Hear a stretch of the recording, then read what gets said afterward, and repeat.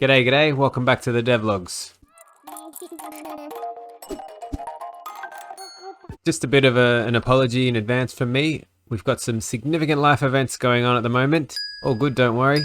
So progress is a bit slow and the devlogs might be a little bit delayed. But the project and the end goal of a Steam release has not changed. So I've been working more towards getting this starting area to be a fully playable zone, adding a few things on the way, such as this tent, which is yet to be revealed, an NPC here, which I'll leave until people play to know who that is. A bit more greenery on the top and another NPC. This guy here is going to be the main character's brother. And if you had have seen Devlog 1, I think it was, or 0, there was a character who needed to be led home, and that's how I'm going to use that idea. So you'll eventually unlock a word, which happens to be follow, and the chick will follow you home, and some rewards after that. This gate was the blocker, as you might remember, to the next zone, and I've been working on some things extending the game. So you can see here's a another piece of newspaper that we'll obtain, some more letters scattered around, and some more things which should happen. But as mentioned, I've been a bit slow this month. So let's take a look. As mentioned, this gate was blocking us from progressing, and for now I've got it. If you read the sign, this gate will open for those who can read this sign. Nice little animation, which I'm quite happy with. It's amazing how much some sound really brings the world to life.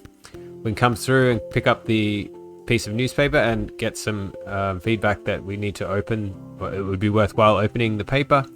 We open and we can see now we've got 2 crosswords, and it's looking a bit more like a newspaper. There's a front page, open up a couple of crosswords in the middle, and we've got a back page with some stories, at the moment just placeholder. So let's go along this way. One thing which I didn't want to have too much of in this game was platforming, but the more I fiddle around with it, the more I'm enjoying just trying to get to certain places that you think you can't get to. So for instance, I can't quite jump high enough to get onto these fences at the moment. And unrelated to that, I wanted to have this little word solve in there, which was raise. We solve this, we go back, and these pillars will raise up.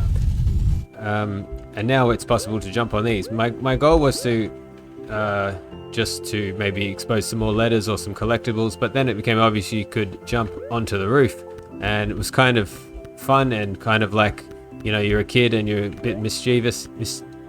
You're a kid and you're a bit mischievous. You're a kid and you're a bit mischievous. You're just a kid and you're climbing up on the roof, probably getting into trouble from your parents and things, and I can hide some more collectibles up here. So I'm enjoying that aspect of it, and I think I will still have some light platforming. Definitely nothing difficult, more aimed around exploration. So that's what I have done. Now let's talk about what I will do. Maybe it's a new segment, future plans. One thing that is very noticeably lacking is we can talk to the NPCs and they'll say, oh, hi, you must be Rita, I'm your brother. Found this hat and now I'm a bit lost, so on. Just a bit of a long sort of story that you might first get when you speak to an NPC. But if I talk to them again, they'll say exactly the same thing.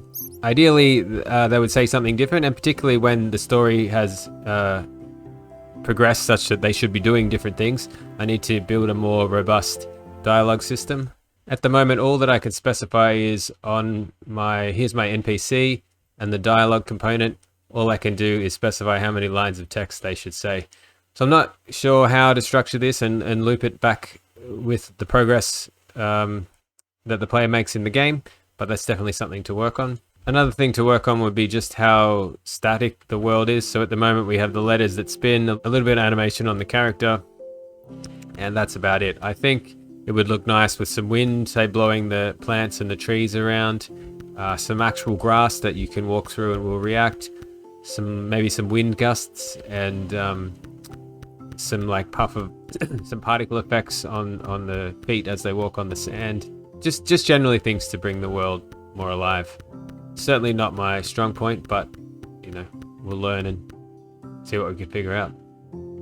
Aside from that, another goal would be to get the entire intro section playable, which I've mapped out here on a real piece of paper in real life. So yeah, a little bit slower this devlog, but in no way am I abandoning the end goal of getting this game to Steam. Thanks for coming. See you later. Have a good one.